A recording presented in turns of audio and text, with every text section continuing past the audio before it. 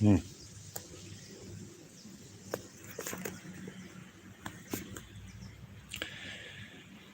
Hello, Flat Earth researchers, debaters, and debunkers.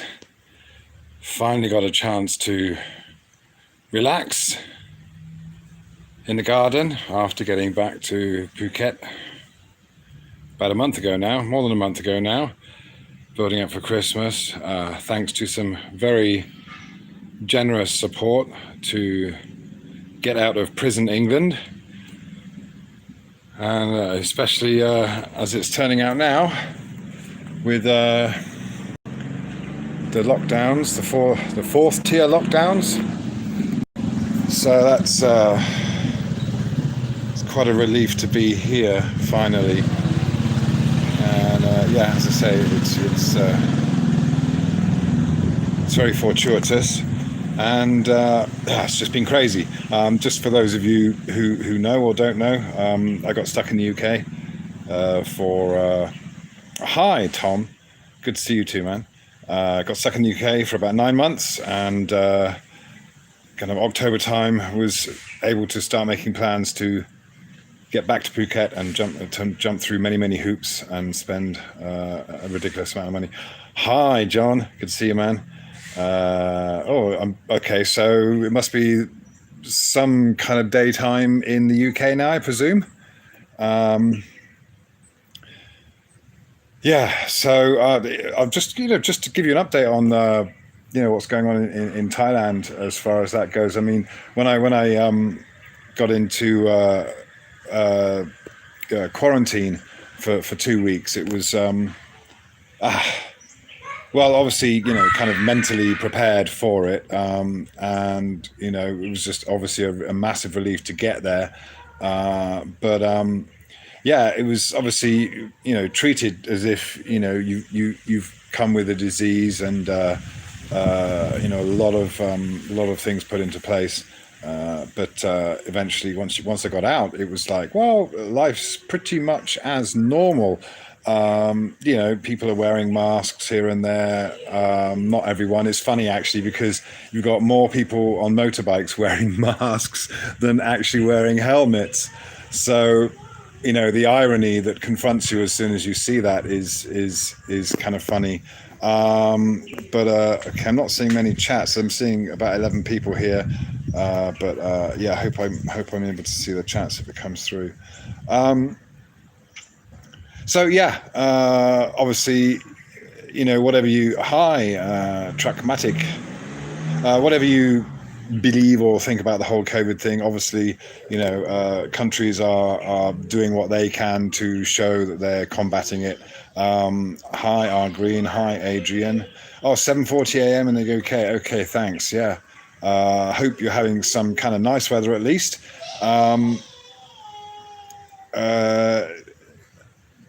Where was I? So yeah, people in certain shops, kind of the convenience stores and the department stores and what have you, are expected to wear a mask. I do. I put one on because I don't want to be singled out. Hi, Alpha Beta. 8:37 in Germany. Okay, all right. So maybe a bit brighter over there for you. If you researcher, good morning. Oh, it's great to see you all coming in. Thanks. Yeah. I said, and so anyway, so I've got back home after all that, after the quarantine, and yeah, Thailand was severely locked down and everything, and there's kind of talk of well, the thing is, what's happening is more people are getting tested. So of course, the more people they test, the more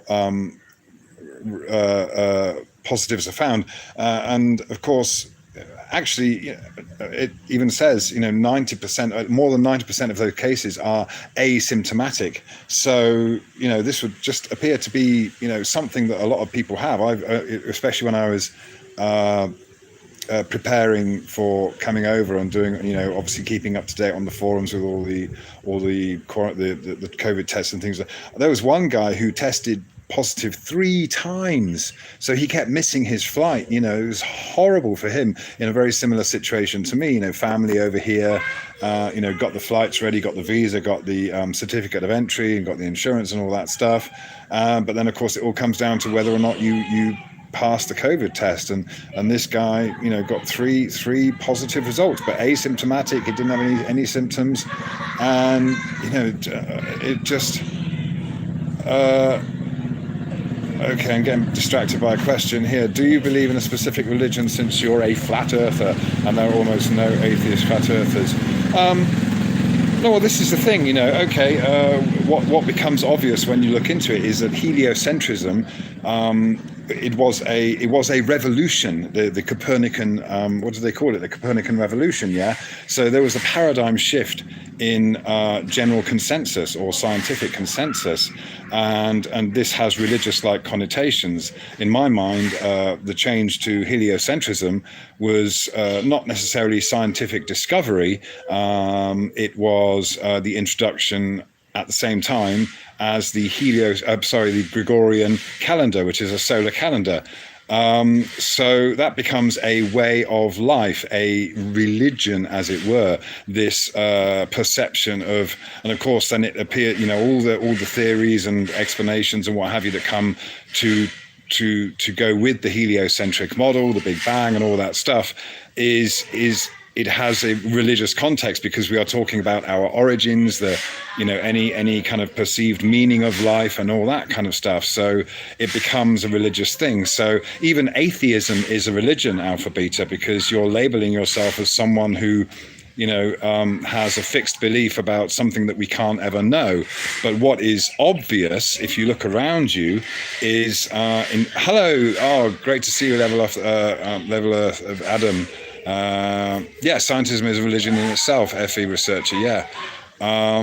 Coriolis Flat, thanks for taking your time. Thank you very much. It's a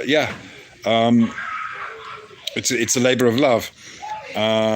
Because, hi, Boomy, people come along and I do invite debaters, and as long as it's civilized and there are no kind of personal attacks, then I'm quite happy to engage in civilized conversation. But if someone comes along and says, "Oh, you're a liar," or this and that, and well, it's understandable. I get it. Hi, Globebusters. Orbs Realm, Brendan. Good to see you, man. Just woke up. Oh, lovely. Well, it's very nice to be sharing a Monday morning with you. That's fantastic. It's about, I think it's just gone 2 p.m. here. So I'm hiding in the shade. It's very, very bright over there, and very hot.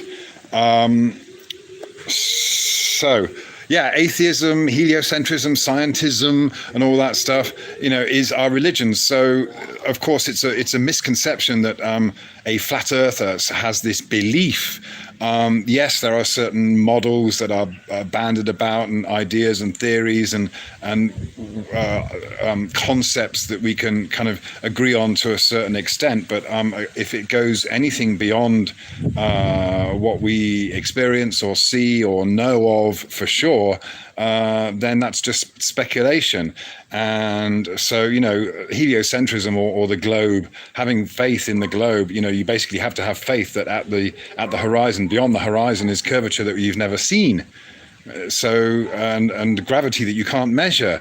A weak force, and the weakest. I was listening to Brian Cox, and he's talking about gravity being something like 400 times weaker than any of the other forces. So hang about, gases being held around a spherical Earth against a vacuum by gravity doesn't happen. Can't have it, even according to the science and the so-called weak force of gravity. I mean, none of it adds up. So when you look at heliocentrism and the belief, and especially the zealotous behavior of the trolls or the people coming out and defending the globe, and you see all the fist pumping and everything around the whole space program thing, then you do realize that it's a religion. And the space industry is just that. It's an industry. It's an excellent business model. All the different countries doing it. Hi, Flat Earth Dude.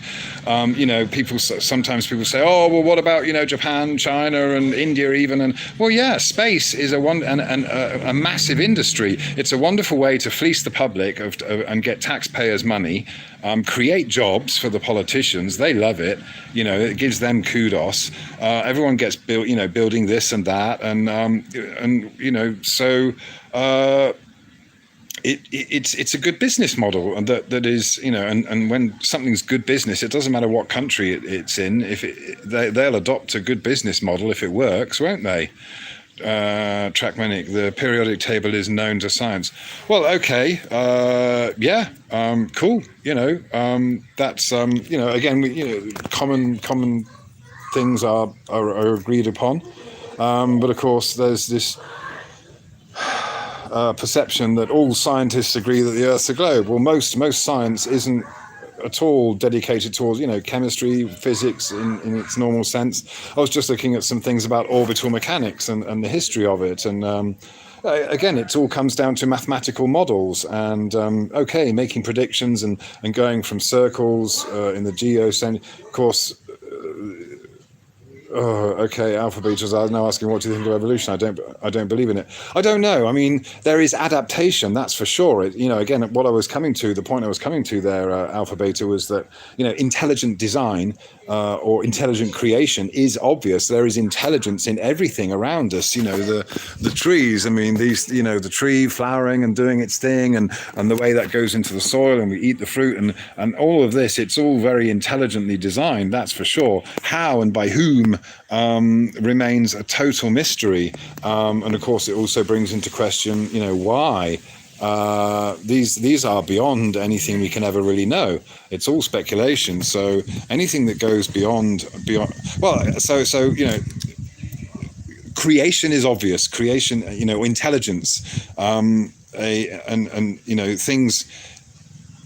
It's funny because in real life we can achieve goals, we can attain materialistic things, we can make things happen that come from thought. I get. Okay, we've just been reminded I got to go and get the kids soon, but we got time. So it's funny, isn't it? You can have a thought, an idea, you can be inspired to do something, and from nothing really, from nothing tangible, comes forth something tangible and real. So that is esoteric in itself. I mean, we experience that. We experience creation from nothing, from thoughts and what have you, and we create things. And again, this is it. There is, flat earthers aren't dissing science. There are wonderful people doing some amazing things, and there, amazing progress has been made. But it's also funny to see kind of scientists and people trying to do this and that and combat nature and make, compensate for all the ways we've messed the world up and things like that. And all you've got to do really is just let nature do its job and, live in tune or in harmony with nature, and it can all work out. I sometimes look at Japan as a wonder. Sometimes they've mastered many elements of using technology in more of a harmonious way, and simply because they have to. Necessity of being in a small place has done that. Maybe. What's that? Solarcat. NASA art department has been creating the deep space nebula and star images by combining images of colored smoke and light shining off glitter. Yes, photos. Yeah, literally smoke and mirrors. Absolutely. Griff Shannon. Don't you know that a whale and a pineapple came from one single cell organism billions of years ago? Insane that people claim this is true. Right. Yeah, this is it. I mean, there's so much we don't know. There's a lot we can recognize and a lot we can, and again, it's always, even space, astronomy, whatever it is, it's all awe-inspiring. It's all it's all wonderful stuff. It's all cause for seeking answers. 1-2 Mike review. Phuket Word. Take a look at Summergate in Antarctica. It's a gap in the ice wall by the look of it, and is the area not covered by leaves in the... Oh, interesting. All right, I will certainly look into that. Thank you. Hadn't focused on Antarctica for a long time. Yeah. So...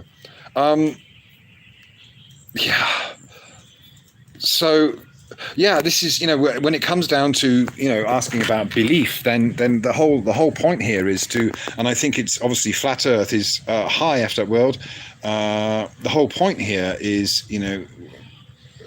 realizing that we're not on a spinning globe, and then, kind of unfortunately being labelled with that label, flat earther, it's just a piece. It's just a step. It's just a part of the process of really trying to that many other people go through. In fact, might even be life's purpose is to go through this process of discerning between knowledge and belief. Hi, Corey Murphy. So and that's the thing. When you look into it, when you look into the globe Earth belief, then that's all we have. We have this belief, and we have these concepts, and we have perceptions, and it all stems from a model. I keep trying to explain to people that the fundamental discovery that should have happened to have us believe that we live on a spinning ball is curvature. That's a prerequisite for any other assumptions. Find that curvature, see that curvature. And then say, oh, wow, that means we must be on a spherical Earth. Let's investigate that further. But that was never done, was it? The model came first, as I said, with the Gregorian calendar, putting the sun at the center and creating a heliocentric model. And it was all just mathematical. It was just a concept. It wasn't necessarily meant to be passed off as reality. But of course, it's a timekeeping mechanism, and keeping time is very important. And I've said it many times before, the fact that the world in general operates on the same time keeping mechanism or system, that comes down to finite seconds and whatever of the Gregorian calendar. That's fine. You have to have something that allows us to communicate and coordinate and what have you.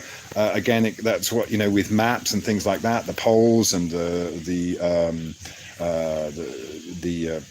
latitude and longitude lines, etc. These are all things that have just become commonly agreed upon. I could put two poles in the ground here and say they're my poles, and then make some circles and maps around those, and I could then cut them out and I could turn them into a sphere and illustrate it that way.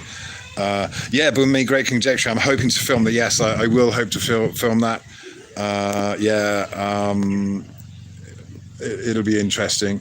Again, we must not take much heed in these alignments and what have you. That in itself is religious.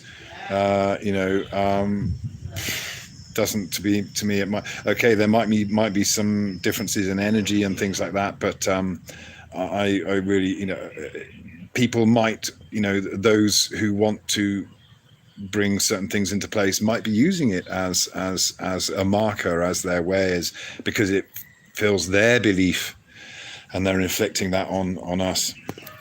But talking of curvature, do you mind if I just go here? I just wanted to have I was just looking online at because I keep again this whole thing about horizontal curvature. If there are claims to have curvature in front of us at a certain distance, then we should have the same amount of curvature on a globe Earth. So this is what I keep trying to say, and we all know that there has never ever been a discovery or a measurement of curvature on the surface of the Earth. So I just looked up a globe Earth curvature, and this is one that doesn't talk about how much should be cut off. It's not like the Bislin's calculator and stuff like that. It just tells you simply how much curvature there should be across the surface of the Earth. So you can see there at 100 kilometers, the amount of curvature across 100 kilometers of surface should be 784.79 meters. So that's quite a significant, amount of bend. And then if you go down to 50 kilometers, so excuse my daughter, 50 kilometers. So a distance across of 50 kilometers, if you can just look at this illustration here, and got maybe the point in the distance between an island and a boat or something like that. You look across the water, and of course we know the farther away we look, the wider and wider the horizon is actually getting. But at the same time, angular size is making everything appear smaller and smaller. So what happens is the further out we see, the more and more space width-wise is being condensed. Yeah, so this should actually exaggerate the amount of curvature we should be able to see on an alleged curved surface. So across 50 kilometers, we should still be able to see almost 200 meters of curvature.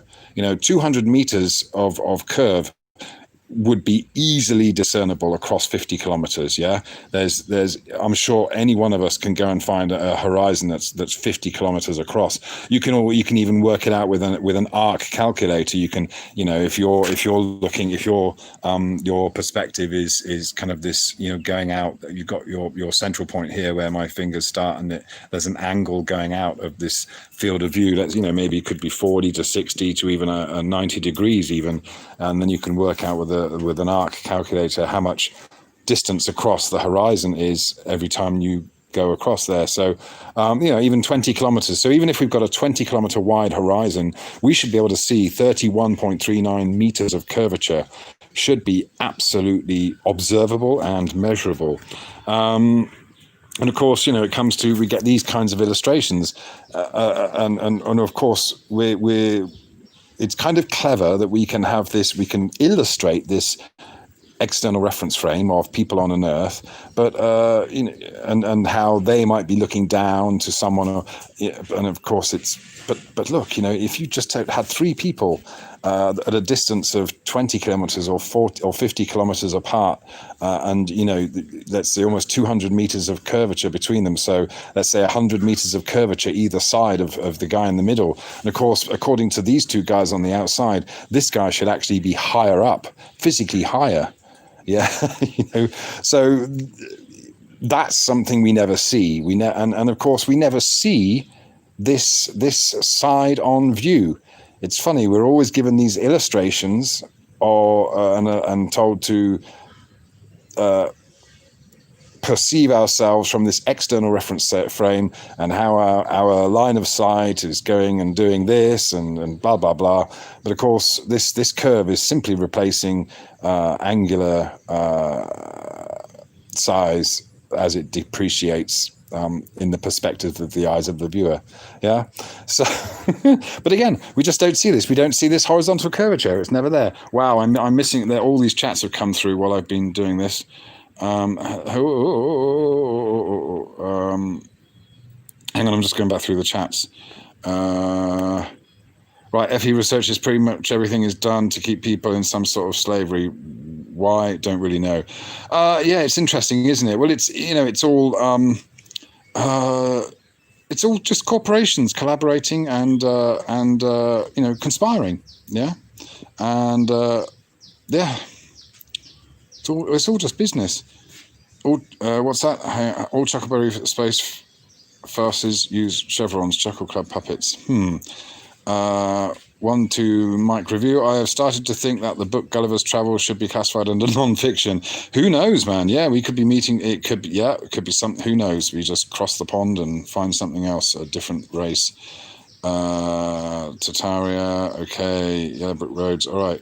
Michael Martin, glad you got home. Thank you very much indeed. So am I, very glad indeed. Again, thanks to all the help there. It's fat all day. 1 to Mike Rude. Pick up word. What if the piece of Earth that we live on is a fraction of a much larger object, like a stamp on a letter, and that's why we do not see any curvature? Well, again, you could, yeah. We just don't know. I mean, what if?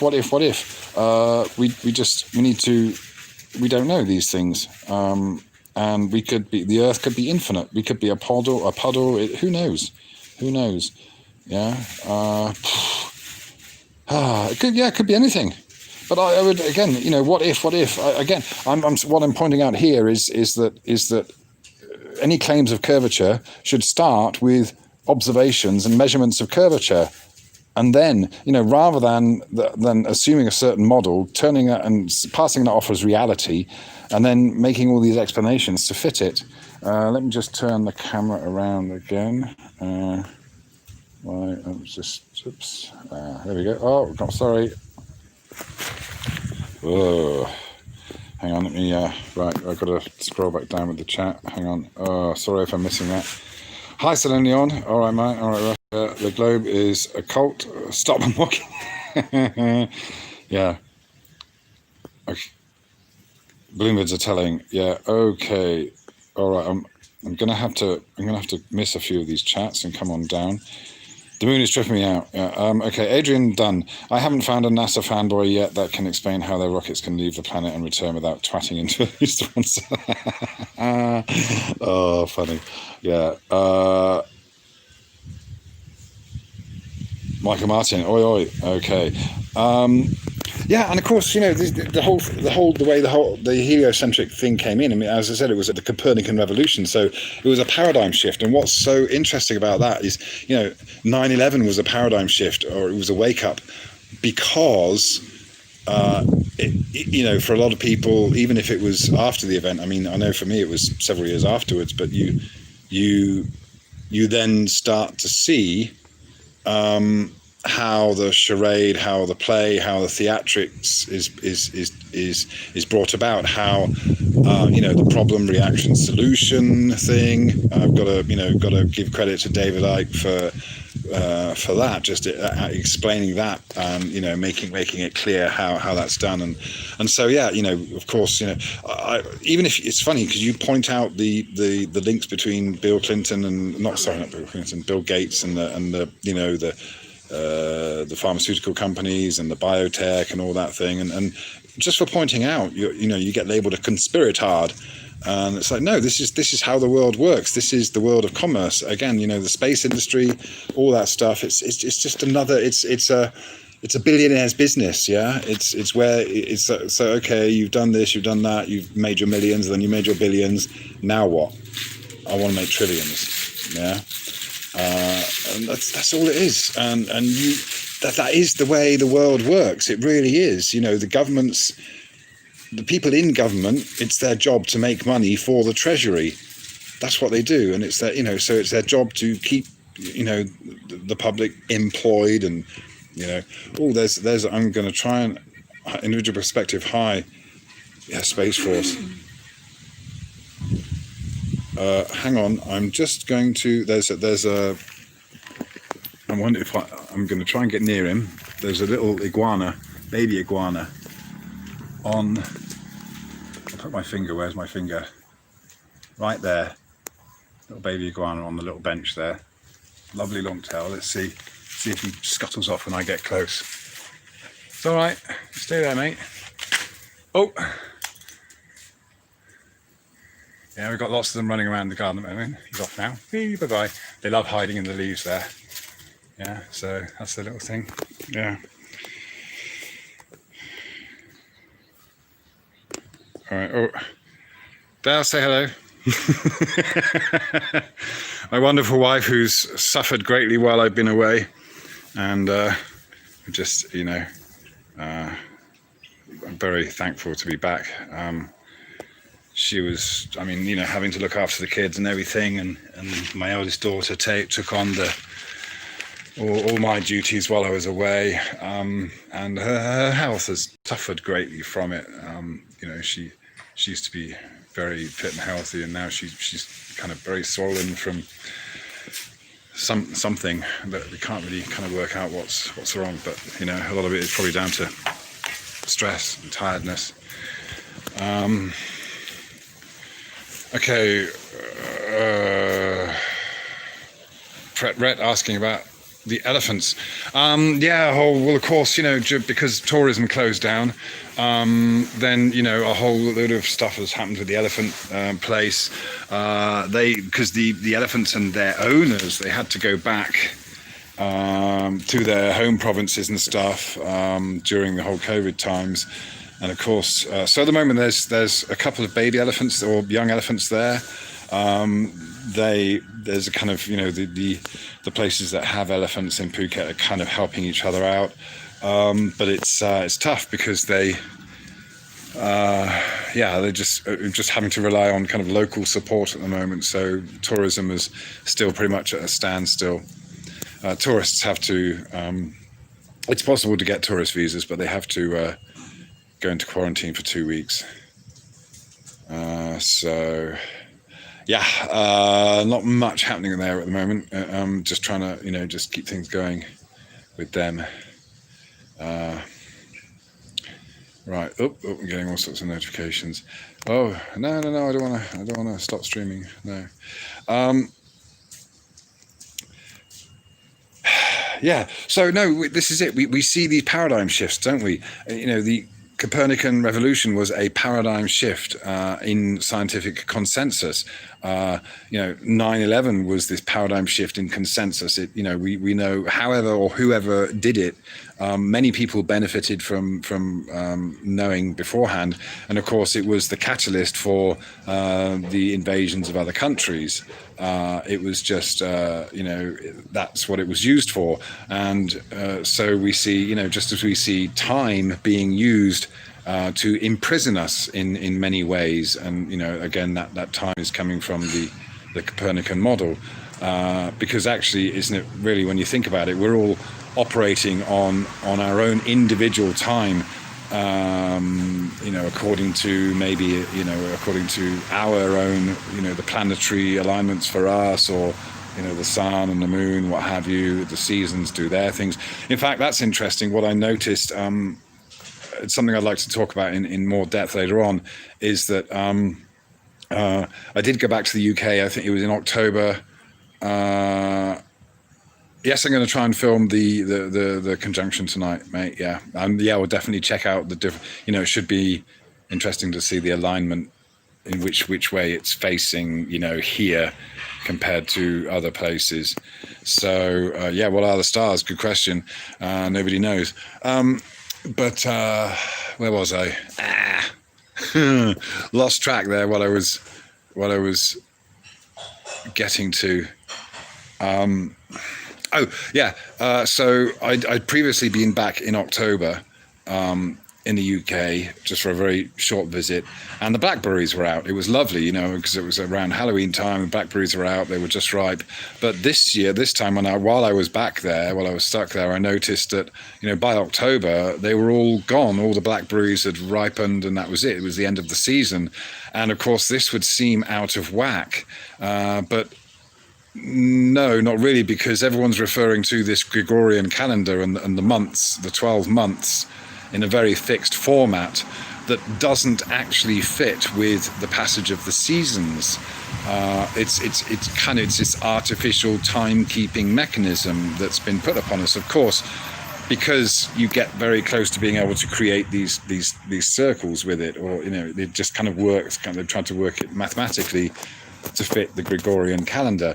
But if you go with the lunar calendar, what's interesting about this October of 2020 is that there are is it a year with 13, or October had, because it had the blue moon, right, which means that October had 2 full moons. So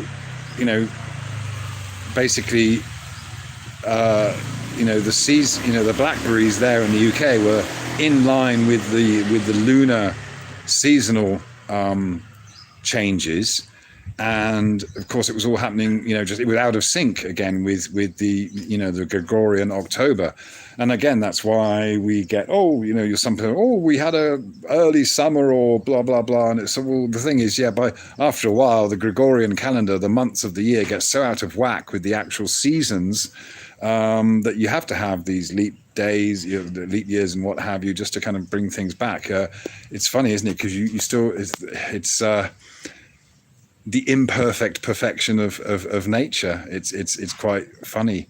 And so whereas here in Thailand, when things things like that are based on the lunar calendar, then for example, as said, the other thing, the Loy Krathong, where they put floats on the water, is a full moon festival. It's the first full moon of the 10th lunar month, I think. It's something like that. I can't remember exactly. But of course, again, because October happened to have these 2 full moons, then all of a sudden, Loy Krathong, which is usually in November, it was suddenly in October.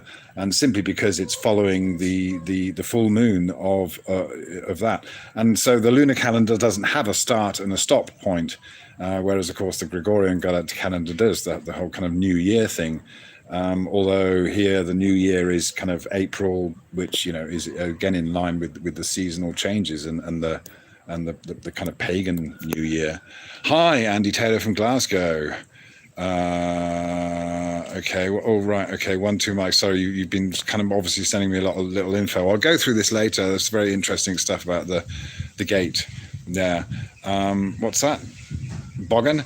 Damn, I'm jealous of you being in a nice climate. North of Sweden sucks. Oh, I bet it's cold. Yeah. Oh, yeah. Well, there's a lot more to put up with here. As far as being a foreigner in this land. You're in, okay. Hey Art, you're in Nevada. Right. Oh, okay. One fodder. What's that? One fodder unit. Theism is the rational conclusion. There is no creative force other than intelligence. That would appear to be the driving force behind all of this, wouldn't it? Very well put. Yeah, just intelligence. So of course it's funny, isn't it? The usual so-called scientific view, which attempts to be detached, as they say, from any kind of religious connotations, still assumes that you had everything, and then intelligence came later, just because out of necessity for life to thrive. And that's the thing, when you look at this, all of this, you can. To me, it's just what's the word? All of this, you look at the sun, the moon, the stars, and you can interpret it in so many different ways that it's telling you. The things that we observe, they tell us that. There's a limit to our knowledge, and that ultimately it's up to you what you make of it. I see that as a message. We see the cycles of the sun and the moon, and you can imagine it being this or that. Yeah, okay, all right. My wife's asking. I'm going to go and get the kids from school. So anyway, I shall do that. So one last view of the garden. Yeah. We've done a little Christmas grotto for the kids just to play in there. Just got some. So yeah, all right. So thanks a lot for coming along. I was just wanted to say, share that with the kind of the argument about curvature, and it's not there. Jack B. Level. Hi. It is created and designed so perfectly that we need to study it to even try it. Yeah, exactly. Yeah, and it's all about study. Yeah. So I wish everyone a great time, and I don't wish any debaters or arguers or globies any harm. It'd be great if we could all just get along and no conversation.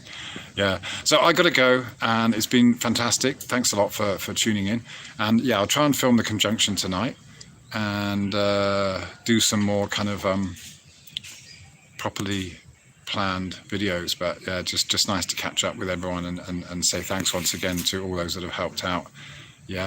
Thank you. Okay, great to see you too, man. Have yourselves a great day. We'll speak soon. All right, take care. Bye bye.